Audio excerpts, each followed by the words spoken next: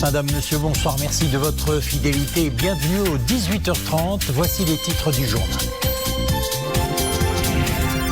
Vigilance, vigilance, c'est vrai que la situation épidémiologique liée au Covid-19 est en amélioration constante. C'est tout aussi vrai qu'elle permet au Royaume de passer au niveau le plus bas de transmission du virus. Mais pour préserver cette tendance baissière, il faut faire preuve de vigilance par les gestes barrières et surtout une adhésion massive à la campagne de vaccination. La vaccination, justement, autant c'est une grande réussite au Maroc, autant elle est toujours à la traîne dans notre continent. Pour aider les pays africains à faire face au défi de la vaccination anti-Covid, l'Institut Pasteur du Maroc organise un atelier de formation et de partage de l'expérience marocaine sur la vaccination anti-Covid.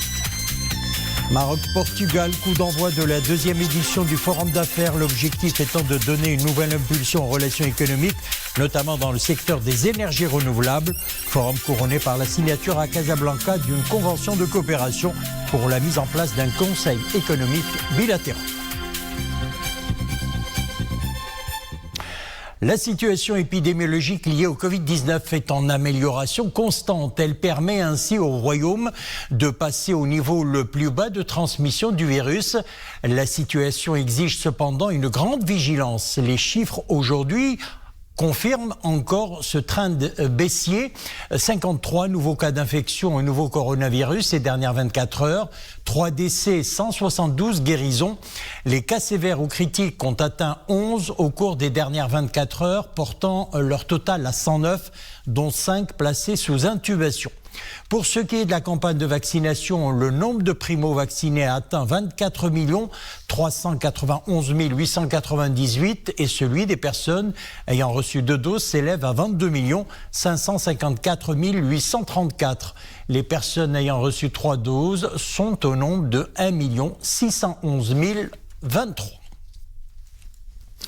Et pour garder cette tendance baissière, nécessité de faire preuve de vigilance pour prévenir une éventuelle détérioration de la situation épidémiologique, avec notamment le strict respect des gestes barrières et surtout une adhésion massive à la campagne de vaccination. Solution idoine pour un retour à la vie normale. Mariam El-Messi. Le 8 novembre 2021, le compteur Covid affichait ce jour-là 8 décès et 3800 cas actifs. Hier, le ministère de la Santé a annoncé 3191 cas actifs et 0 décès, une première depuis mai dernier. Les 2 dernières semaines marquent un autre cap symbolique, celui du repli des infections quotidiennes. La tendance baissière se poursuit et l'est de moins 16%. Idem pour les cas sévères et critiques. Seulement 11 nouvelles admissions ont été enregistrées ces dernières 24 heures. Des indicateurs au vert, signe d'une pente descendante depuis plus de 22 jours, soit au lendemain de la fin de la vague Delta. Mais il serait encore tôt de crier victoire. À l'approche de l'hiver, le Maroc n'est pas à l'abri d'une remontée épidémique. Une recrudescence serait pourtant évitable si nous faisons tous montre d'adhésion et de vigilance. Loin des rumeurs et des contre-vérités, la campagne de vaccination a atteint en 8 mois une large couverture. Plus de 48,5 millions de doses administrées à ce jour, soit environ 80% de la population cible et 62% de la population générale. La vaccination demeure donc le seul rempart face à une pandémie qui ne cesse de progresser et une clé de voûte de la sécurité sanitaire et du retour à la vie normale. Vigilance, vigilance, certes la grande majorité des malades guérissent, mais une part encore mal évaluée conserve des symptômes pendant des semaines, voire des mois. Dans notre voisinage européen, c'est déjà la 5e vague, obligeant plusieurs pays à serrer la vis. C'est le cas de l'Autriche, officiellement confinée depuis aujourd'hui. Ses 9 millions d'habitants étant de nouveau interdits de sortir, sauf pour faire des courses, du sport ou pour des soins médicaux. Il est possible de se rendre au bureau et de déposer les enfants à l'école, mais les autorités ont appelé à les garder à domicile. Le retour des restrictions anti-Covid-19 est enregistré dans plusieurs pays d'Europe, redevenu l'épicentre de la pandémie, notamment aux Pays-Bas. Dans le monde, la pandémie du nouveau coronavirus a fait au moins 5 millions de morts depuis que le bureau de l'OMS en Chine a fait état de l'apparition de la maladie fin décembre 2019. La vaccination dans notre continent est toujours à la traîne. Seuls 15 pays africains ont atteint l'objectif de 10% de la vaccination. Alors pour aider les pays africains justement à faire face au défi de la vaccination anti-Covid, la Commission de l'Union africaine a désigné des centres d'excellence pour la vaccination. L'Institut Pasteur du Maroc en fait partie. C'est dans ce cadre que l'Institut et Africa CDC, le Centre africain de contrôle et de prévention des maladies, organise un atelier de formation et de partage de l'expérience marocaine sur la vaccination anti-Covid au profit des représentants de 21 pays africains. Oumaïma Rabli.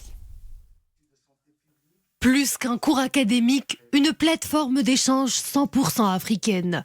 Au programme, une série de formations qui permettront aux participants de pays africains d'enrichir leur expérience dans ce qui est le sujet phare, la lutte contre le Covid. Si on compare le Maroc avec d'autres pays africains, c'est un pionnier en matière de vaccination. C'est justement pour cela qu'il est important de s'imprégner de l'exemple marocain. Désigné par la Commission de l'Union africaine comme l'un des centres d'excellence pour la vaccination anti-Covid, l'Institut Pasteur du Maroc abrite cette séance. Objectif, développer une nouvelle réflexion. Le Maroc et particulièrement le centre de sérum et vaccins de l'Institut Pasteur comme un centre d'excellence africain pour justement favoriser ces activités de partage, de formation, de renforcement des compétences, soit en matière vraiment de prestation de vaccination, en matière d'organisation des campagnes de vaccination, en matière d'organisation du réseau de distribution et de la chaîne de froid et sa gestion, vraiment toutes les dimensions qui touchent l'aspect de conduite d'un plan de vaccination anti-Covid. Une reconnaissance africaine des efforts et de la performance du Maroc en matière de lutte contre le Covid et en particulier en matière de vaccination massive. Bénéficient de cet atelier de formation et de partage 21 pays africains. La photo. Ce 22 novembre, c'est la journée nationale de lutte contre le cancer. Le Maroc enregistre chaque année un nombre de nouveaux cas de cancer avoisinant les 50 000 et les tumeurs seraient la deuxième cause de décès avec 13,4% des décès après les maladies de l'appareil cardiovasculaire. Le Maroc a connu une restructuration profonde avec le lancement du premier plan national de prévention et de contrôle du cancer 2010-2019. En 2020, un deuxième plan 2020-2029 a été mis en œuvre afin de consolider et de pérenniser les acquis du premier plan, de corriger les insuffisances identifiées, particulièrement celles relatives à la gouvernance du plan et à la qualité des soins et de proposer des actions et mesures innovantes dans tous les domaines. Maroc-Portugal, coup d'envoi de la deuxième édition du Forum d'affaires Maroc-Portugal. Il a été donné aujourd'hui à Casablanca. L'objectif étant de donner une nouvelle impulsion aux relations économiques, notamment dans le secteur des énergies renouvelables. Forum couronné par la signature d'une convention de coopération pour la mise en place d'un conseil économique bilatéral, convention paraphée par le président de la CGEM, Cheikh Blelej, et le secrétaire d'État portugais à l'internationalisation, Enrico Briante Diaz. Le récit est de Mohamed Etlishkar. Et c'est parti pour la mise en place d'un conseil économique Maroc-Portugal. La convention est signée par les patronats des deux pays, la Confédération générale des entreprises du Maroc et la Confédération des entreprises du Portugal. La signature de la convention s'est déroulée en présence d'entrepreneurs des deux pays, ambitieux de prospecter de nouveaux marchés et de saisir les opportunités internationales qu'offrent à la fois le Maroc et le Portugal. C'est un moment historique, le lancement du Conseil économique Maroc-Portugal. Nous sommes voisins, nous avons un bon voisinage et je crois que nous devons travailler ensemble. Ce forum d'affaires Maroc-Portugal se déroule sur 2 jours avec au programme des sessions plénières et des ateliers thématiques traitant des énergies renouvelables, de l'efficacité énergétique, des smart cities et de mobilité électrique. On a identifié 5 secteurs pour le moment, le digital, l'énergie renouvelable, le textile la métallurgie. Donc, et bientôt, il y aura d'autres secteurs qui vont s'ajouter justement à cet accord. Le tout nouveau Conseil économique est piloté par les coprésidents du Conseil d'affaires Maroc-Portugal. Plusieurs comités de travail sont déjà mis en place pour traiter des secteurs d'intérêt commun. Nos objectifs, ce sont vraiment créer la visibilité et approfondir les relations bilatérales, commerciales et d'investissement entre les deux pays dans une perspective gagnant-gagnant. La mise en place d'un conseil économique Maroc-Portugal permettrait de hisser le niveau de coopération bilatérale vers un partenariat économique avancé.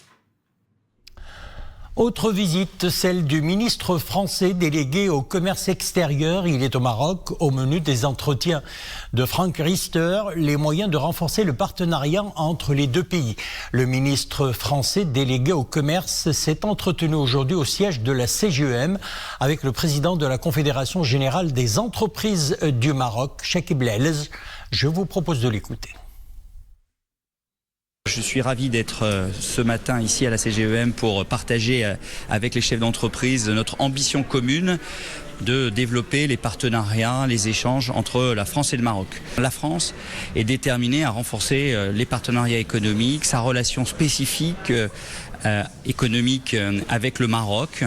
Nous allons travailler sur les différents champs possible de développement de nos partenariats dans des secteurs complémentaires au secteur traditionnel de partenariat que sont par exemple l'agroalimentaire, que sont par exemple l'aéronautique ou l'automobile. Ces nouveaux secteurs des énergies renouvelables, des nouvelles technologies qui sont autant, et des transports qui sont autant de potentiel pour l'avenir que nous devons bâtir avec nos partenariats avec le Maroc, tant au niveau gouvernemental mais aussi au niveau des entrepreneurs, au niveau du secteur privé.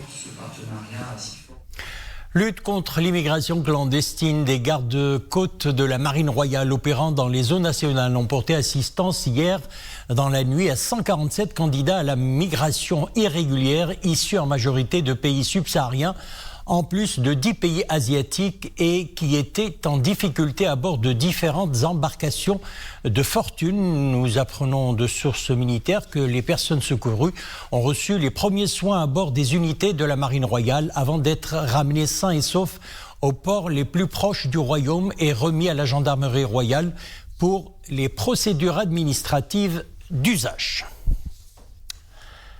Le restaurant la Mamounia de Marrakech, lauréat continental du prix mondial d'architecture et de design 2021. Il s'agit du prix Versailles, Afrique et Asie de l'Ouest 2021. Il récompense les réalisations les plus remarquables du point de vue architectural, intérieur comme extérieur.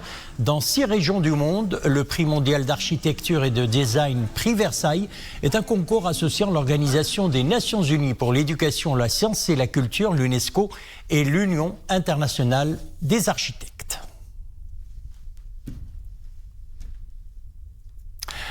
Notre page culturelle, une fraîcheur joyeusement sombre s'échappe de ces toiles parfumées d'humour. Yassine Belbzioui a investi l'espace de la galerie Casablanca Charte. Il y a exposé ses dernières réalisations composées de peintures et de sculptures en bronze. Hermite, c'est l'intitulé de son exposition qu'a visité pour nous Dominique Orlando, Mohamed Laroui et Driss Beddou.